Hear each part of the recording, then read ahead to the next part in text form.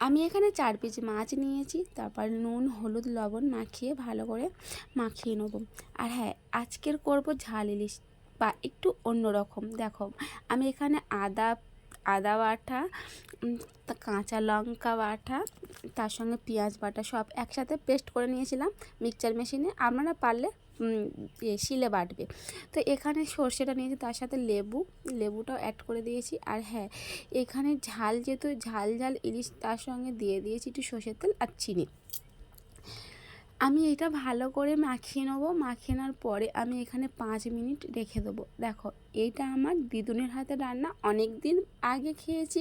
তো আমি ভাবলাম যে সব সময় তো ইলিশ মাছের ভাপা, সর্ষে সব রকমই খাই, আজকে আমি এরকমই করেই খাবো, দিদুনের হাতের রান্নাটা। সত্যি বলছি, বাড়িতে হলে একবারও ট্রাই করে দেখবে, সত্যি ভালো খেতে। ইলিশ মাছ তো শুনে যে পেঁয়াজ দিলে স্বাদ কমে যায়, না, সত্যি বলছি, একবার হলেও বাড়িতে ট্রাই করে দেখবে। আমার এখানে মাখানো হয়ে গেছে, আমার এখানে কড়াইতে তেলটা গরম হয়ে গেছে।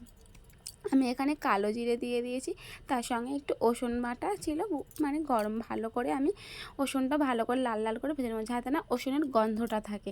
দেখো, তোমরা কেমন করে খাও আমি জানি, ইলিশ মাছ বাঙালির সর্ষে বাটাতে ইলিশ মাছের বাঙালি ভাতে খুবই ভালো লাগে। আমি একবারের জন্য বলবো, এটা ট্রাই করে দেখবে, সত্যি বলছি খুব ভালো খেতে। রসুন আদা পেঁয়াজ অনেকে খেতে ভালোবাসে না, তবে আমার বাড়িতে আমি একবারই করেছি, সবাই বলেছিল আর একবার করবে, আমাদের খুবই ভালো লেগেছে।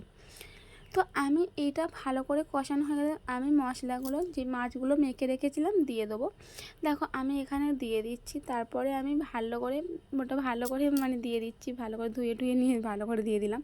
তো আমার মশলাটা এখানে দেখো ভালো করে মাছের মধ্যে মানে মাখানো হয়ে গেছিলো। তো আমি এখানে ভালো করে একটু কষিয়ে নিয়েছিলাম। আমি এখানে 2 মিনিট মতন ভালো করে নাড়াচাড়া করে ভালো করে কষিয়ে নিয়েছিলাম।